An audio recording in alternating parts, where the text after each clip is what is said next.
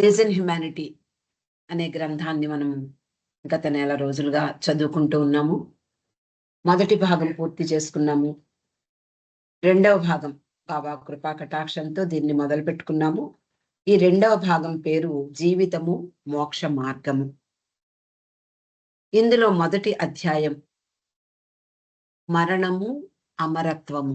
మరణం అంటే ఏమిటి, అమరత్వం అంటే ఏమిటో బాబా ఈ సందేశంలో తెలియజేస్తూ ఉన్నారు.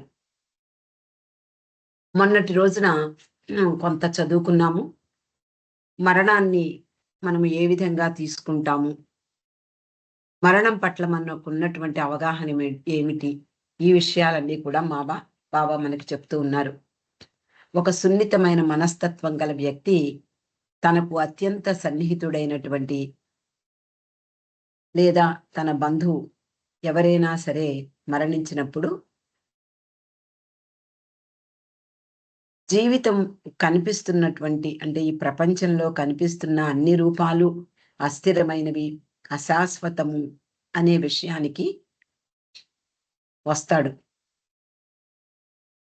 నిజానికి శరీరం అశాశ్వతమైనదే, అయితే ఇది ఎవరు కాదనలేని సత్యం. దాన్ని కాపాడుకునేందుక ఏ సాధనము లేదు.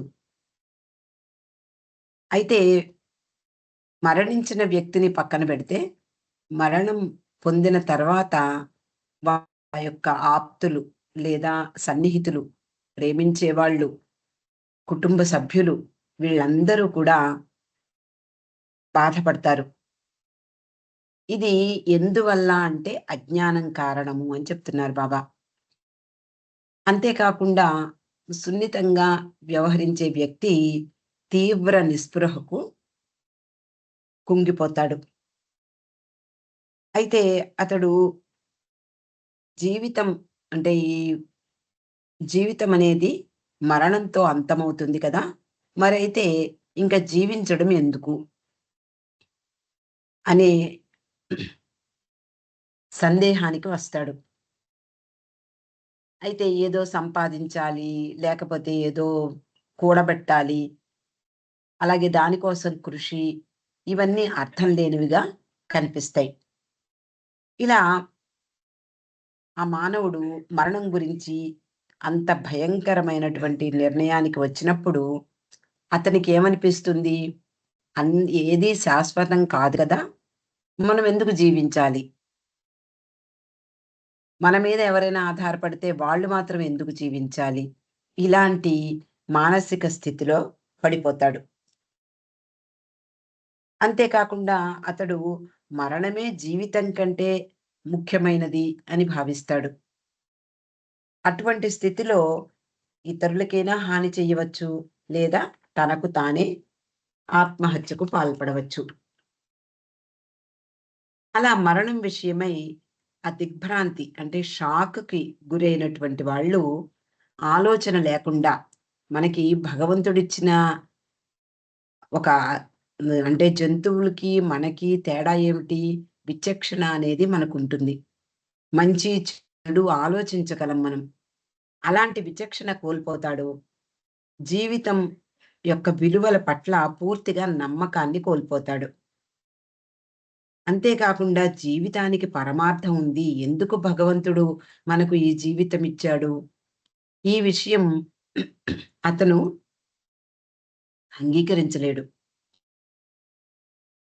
అయితే మరణం అనేది నిజమైనదిగా, జీవితం కంటే ముఖ్యమైనదిగా భావించినప్పుడు జీవితం అర్థం లేనిదిగా తోస్తుంది. అంతే కదా! మరణం అనేది నిజం, అది తప్పనిది. మరి జీవితం కంటే ప్రధానమైనది అని అనుకుంటే ఇంక జీవితం అర్థమేముంటుంది జీవితానికి? అలా అర్థరహితంగా జీవితాన్ని భావించినప్పటికీ అందులోని అందులో ఏముంటుంది? జీవితం అర్థరహితము అనుకున్నప్పటికీ అందులో కొన్ని అంశాలుంటాయి. ఏమిటి ఆ అంశాలు అంటే సత్యము, సౌందర్యము, మంచితనము, ప్రేమ, ఇలాంటి అంశాలుంటాయి. అంతే కదా! మనము జంతువుల్లా జీవించటం లేదు.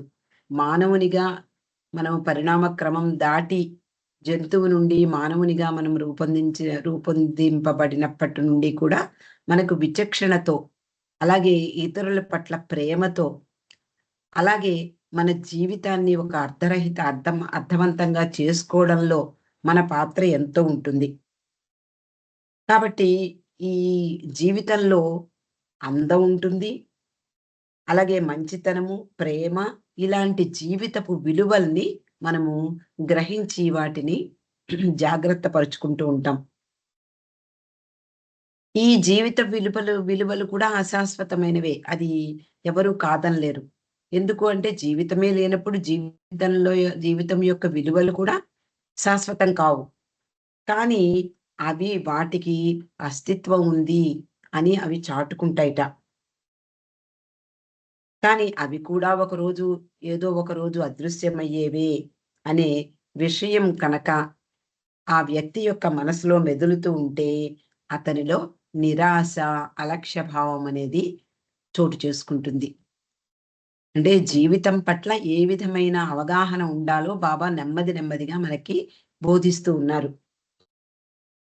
మనం కాదనలేని సత్యం. మనం కనపడేటటువంటి మన జీవితాల్లో ఒక భాగమైనటువంటి ఆ మరణం అనేది కాదనలేని సత్యం. కానీ జీవితం కంటే మరణము శాశ్వతము, లేదా మరణించినప్పుడు ఇంక జీవితం అంతమైపోతుంది. ఇంక దానితో ఇంక పని లేదు. ఇలాంటి విషయాలు అవగాహన రాహిత్యం వలన కలుగుతాయి. కాబట్టి జీవితంలో ఉన్నటువంటి విలువల్ని మనం గ్రహించినప్పుడు దాని కోసం జీవించడానికి మనం ప్రారంభిస్తాం. ఇక్కడ బాబా ఉదాహరణ చెప్తున్నారు.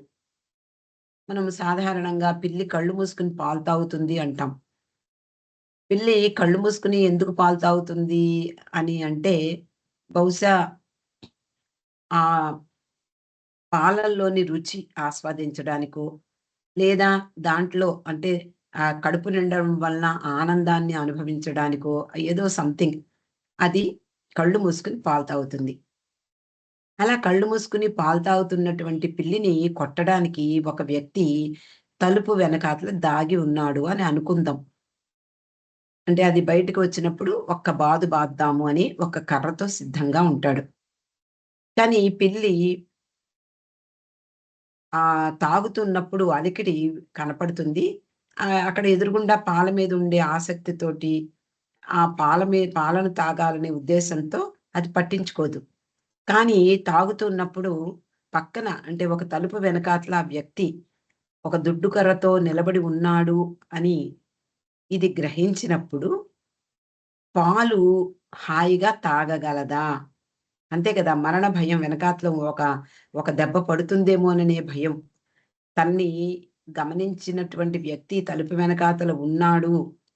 ఒక చాటుగా ఒక దెబ్బ వేస్తాడు అనేటటువంటి భయం కారణంగా అది పాలను ఆస్వాదించలేదు.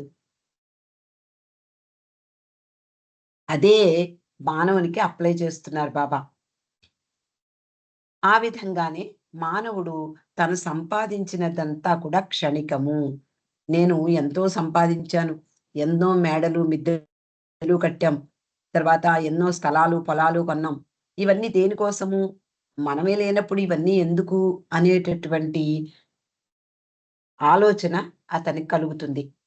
అందువలన తాను సంపాదించిందంతా క్షణికము అని అనుకుంటూ ఎప్పటికైనా నశించేదే అని భావించినప్పుడు అతడు తన కార్యకలాపాల్లో అంటే జీవితం ఉదయం నుండి సాయంత్రం వరకు చేసేటటువంటి ఉద్యోగం కానివ్వండి, వ్యాపారం కానివ్వండి, కళలు ఏదైనా సరే అతడు చేయవలసినటువంటి పనిలో అతనికి ఆసక్తి ఉండదు.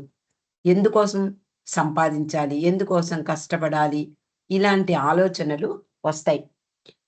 అందువలన అతడు తన నిత్య జీవిత కార్యకలాపాల్లో హృదయపూర్వకంగా పాల్గొనలేడు అంటున్నారు బాబా. తన వారందరూ ఎప్పుడో ఒకప్పుడు మట్టిలో కలిసిపోవాలి అనే ఆలోచన వచ్చినప్పుడు అతనిలో సహజంగా మనమంతా కూడా ఉదయం లేవగానే ఎంతో ఉత్సాహంగా ఆ జీవితంలో ఆ రోజులో మనం పాల్గొంటూ ఉంటాం. మనం చేయవలసినటువంటి బాధ్యతలు కానివ్వండి, విధులు కానివ్వండి, ఏదైనా సరే మనం చేసేటటువంటి పనుల్లో మనము దృష్టి పెడతాము. ఆసక్తితో శ్రమించి పని చేస్తాం. కాబట్టి సహజంగానే మనము ఉత్సాహంగా ప్రతి విషయంలోనూ పాల్గొంటాం. కానీ ఇవన్నీ నశించిపోయేవే అనుకుంటూ మనము జీవించగలమా? ఆ విషయాన్నే బాబా చెప్తున్నారు. వీళ్ళందరూ కూడా ఎప్పుడో మనకి తెలిసిన వాళ్ళు, మన బంధువులు, మన వాళ్ళందరూ కూడా మట్టిలో కలిసిపోయేదే. కాబట్టి ఎందుకు మనం ఇంత కష్టపడాలి అనేటటువంటి ఆలోచన వచ్చినప్పుడు సహజంగా ఉండేటటువంటి ఉత్సాహం క్రమంగా నీరు కారిపోతుంది. తానెందుకు తాపత్రయపడుతున్నాను అనే ఆలోచనలో పడిపోతాడు. ఇటువంటి ఎరుక కలిగినప్పటికీ నిజమే ఇదంతా అశాశ్వతము అనేటటువంటి ఎరుక మంచిదే. ఆ ఎరుక ఉన్నప్పటికీ కూడా తన వారి కొరకు పాలు ప్రాకులాడుతూ ఉంటాం. నిజమే ఇదంతా కూడా మనకి తెలిసినప్పటికీ మనము మన పిల్లల కోసమో, లేకపోతే మనవల కోసమో, మునిమనవల కోసమో ఇలా ప్రాకులాడడం అనేది తప్పదు. ఎందుకు? ఈ మాయలో మాయకు వశమైపోయి ఉన్నాం కాబట్టి. తాను చేస్తున్న పనులలో ప్రమాదాన్ని కూడా లెక్క చేయరు చాలామంది. ఏదైనా తన వయసుని కూడా ఆలోచించకుండా వాళ్ళ యొక్క అంటే తన కుటుంబ క్షేమం కోసం ఎంతటి త్యాగానికైనా, ఎంతటి సాహసానికైనా పూనుకుంటాడు వ్యక్తి. మరి అలా ఎందుకు చేస్తాడు? ఒక ప్రక్క మరణ భయం ఉంటుంది. ఇదంతా అశాశ్వతము, అందరూ చనిపోయే వాళ్ళే అని అనుకున్నప్పుడు, మరి వాళ్ళ కోసం పాకులాడడం ఎందుకు? అంటే మాయకు దాసోహం అవ్వడం వల్ల. అలా కొందరు ఆప్తుల మరణం వలన కలిగిన దుఃఖాన్ని అధిగమించడానికై తన ఎదురుగా బతికి ఉన్నవారు కూడా చనిపోయిన వారితో సమానమనే దృష్టి ఏర్పడి తన జీవితాన్ని అంతమొందించుకోవడానికే ప్రయత్నించవచ్చు. మన నిత్యము చూస్తూ ఉంటాం కొంతమందిని. ఎంతో అంటే విపరీతంగా రెస్పాండ్ అవుతూ ఉంటారు.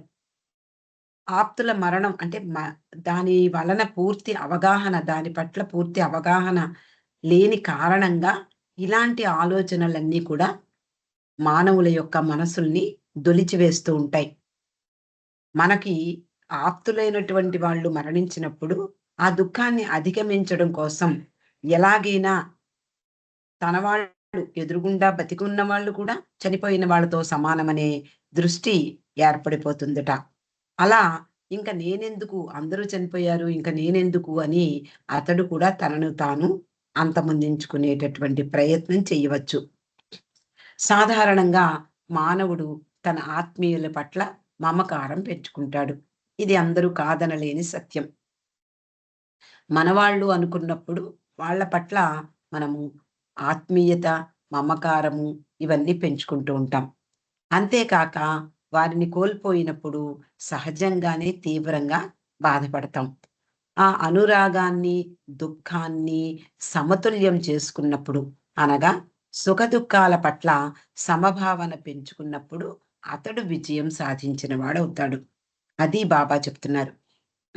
నెమ్మదిగా మరణం పట్ల సాధారణ మానవుని యొక్క అవగాహన ఎలా ఉంటుందో చెప్పి, సున్నితమైనటువంటి మనస్తత్వం గల వ్యక్తి యొక్క ఆలోచనలు ఎలా ఉంటాయో చెప్పి, మనము మన ఆత్మీయుల పట్ల పెంచుకున్నటువంటి మమకారం, వాళ్ళు దూరమైనప్పుడు మనం పొందే దుఃఖం, ఈ రెంటిని బ్యాలెన్స్ చేసుకోవాలి అంటున్నారు బాబా.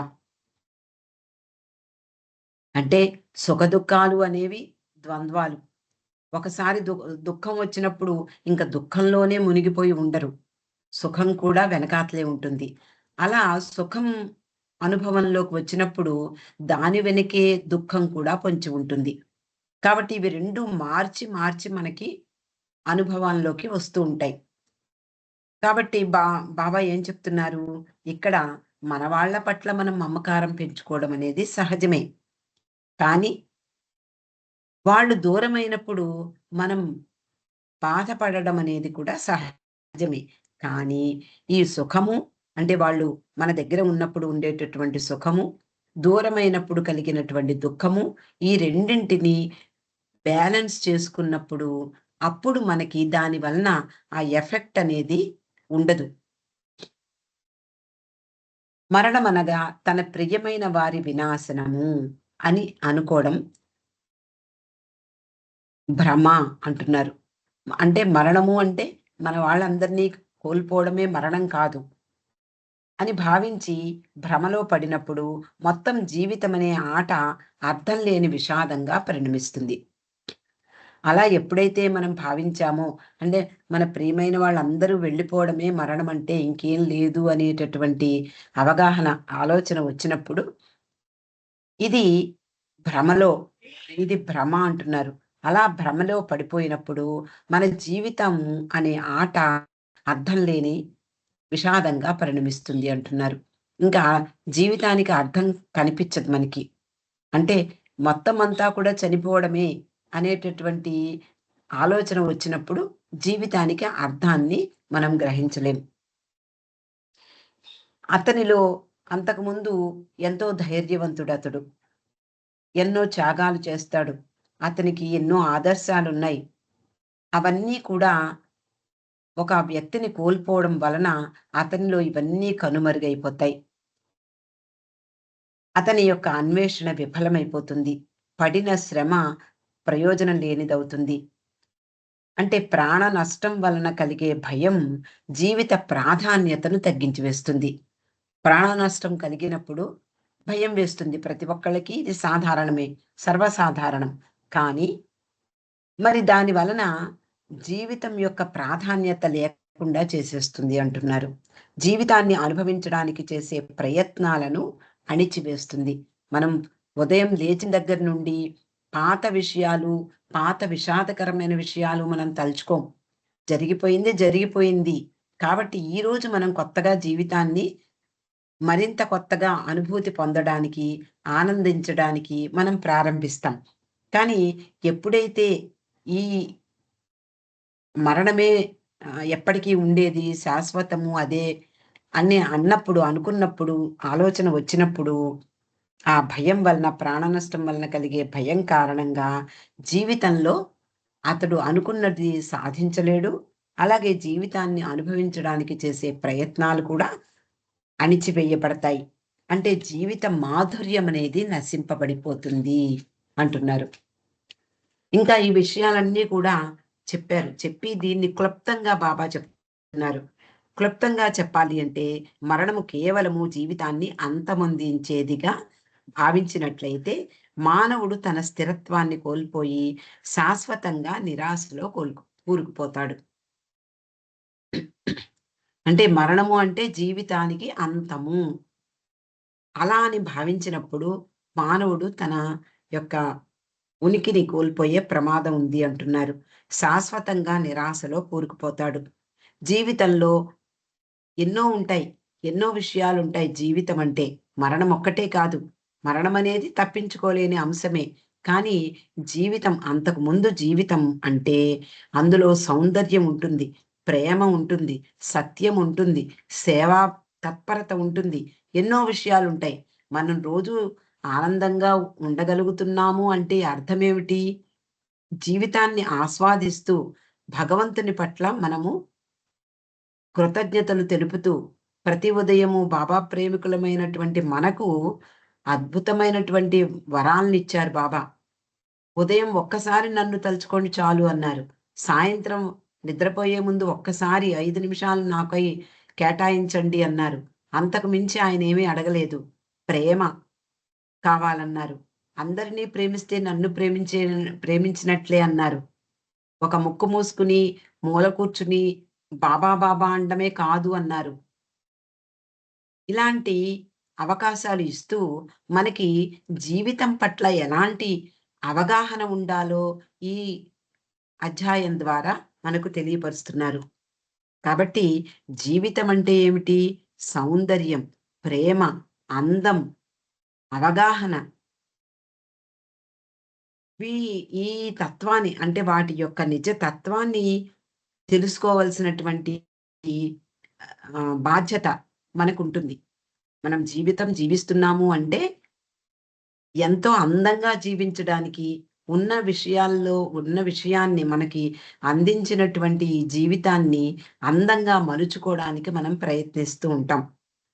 కానీ మధ్యలో ఇలాంటి దుఃఖం సంప్రాప్తించినప్పుడు మనలో ఉండేటటువంటి ఆహ్, ఏదైతే మనకి అవగాహన అనేది ఉందో దాన్ని కోల్పోతాం. కాబట్టి నిరాశలో కోల్పోతాడు ఆ వ్యక్తి స్థిరత్వాన్ని కోల్పోయి.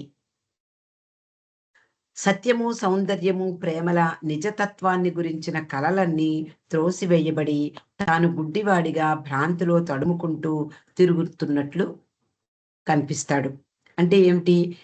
ఇది అంతా కోల్పోయాము అంటే ఒక మరణం సంభవించినప్పుడు దాంతో పాటే అంతా అయిపోయింది అనేటటువంటి శూన్యంలో కూరుకుపోయిన పరిస్థితి ఎలా ఉంటుందో బాబా వర్ణిస్తున్నారు. అంటే శూన్యమే ఇంకేమీ లేదు. మొత్తం అంతా నేను కోల్పోయాను అనేటటువంటి ఆ ఆలోచన వచ్చినప్పుడు ఆ వ్యక్తి ఎంతటి నిరాశకు లోనవుతాడో, ఇంక జీవితమంతా కూడా ఏమీ లేనిదే అవుతుంది అతని పట్ల. అంతేకాకుండా శాశ్వతము, తరిగిపోని మాధుర్యము గల అతనిలో ముందున్న ఆశయం, ఎన్నో ఆశయాలుంటాయి. మానవులు ఆశయాల్ని సంపాదించుకునేందుకు కృషి చేస్తూ ఉంటారు. అందులో ఎంతో ఆనందాన్ని అనుభవిస్తారు. అదంతా కోల్పోయినట్లవుతుంది. ఇప్పుడు అతనిలో ఉత్సాహము, ఆశను నింపడానికి బదులు ప్రాపంచిక విలువలన్నీ పూర్తిగా అర్ధరహితములని భావింపచేస్తుంది. ఆ విధంగా మరణం గురించిన సరైన అవగాహన లేనప్పుడు మానవుని మొత్తం జీవితాన్ని అది భ్రష్టు పట్టిస్తుంది అంటున్నారు. అంటే మరణం పట్ల సరైనటువంటి అవగాహన మనం కనుక కలిగి ఉన్నట్లయితే మనము మన జీవితాన్ని, మిగిలిన జీవితాన్ని మనం సక్రమమైన మార్గంలో బాబాను బాబా కొంగు విడవకుండా మనం ప్రయాణించడానికి మార్గం సుగమంగా ఉంటుంది. కానీ మరణం పట్ల సరైన అవగాహన లేని మానవుని యొక్క జీవితం భ్రష్టు పట్టిపోతుంది అంటున్నారు. అతడు చేష్టలుడిగిపోతాడు. అంటే షాక్‌లో ఉన్నప్పుడు ఇలాంటివన్నీ సహజమే. దేని పట్ల ఆసక్తి లేనివాడవుతాడు. మానసిక గ్లాని ఏర్పడుతుంది. ప్రపంచమంతా కూడా సారహీనంగా కనపడుతుంది. ఇలాంటి ఆలోచనల్లోకి అతడు వెళ్ళిపోతాడు. అయినప్పటికీ అతనికి మరణం గురించిన సందేహం ఇంకా ఉంటుంది అంటున్నారు. మొదటి నుంచి బాబా చెప్పేదదే. మరణం గురించి ఇంకా తెలుసుకోవాలనేటటువంటి ఆసక్తి మానవునిలో ఎప్పుడూ దాని గురించిన అన్వేషణలోనే ఉంటుంది అంటున్నారు. ఇంతకంటే మంచి సమాధానం తెలుసుకునేందుకై ప్రయత్నం ప్రారంభిస్తాడు. ఎంత నిరాశలో కూరుకుపోయినా, ఎంత జీవితాన్ని భ్రష్టు పట్టించుకున్నా కూడా అతడు మళ్ళీ మళ్ళీ మరణం అంటే ఏమిటో అని గ్రహించడానికి ప్రయత్నం చేస్తాడు. కానీ మనము అలాంటి నిరాశలో కూరుకుపోయామనుకోండి అందరం కూడా. అలాంటి నిరాశలో కూలిపోయినప్పుడు ఇంక ప్రపంచం అంటే ఏమిటో తెలియని పరిస్థితి ఏర్పడుతుంది. ప్రపంచం పట్ల, జీవితం పట్ల అవగాహన లేని కారణంగా ఎలాంటి మార్పులైనా ఈ ప్రపంచమంతా కూడా అలా జరిగినప్పుడు ఇంక జీవితం అంటే ఏమిటి?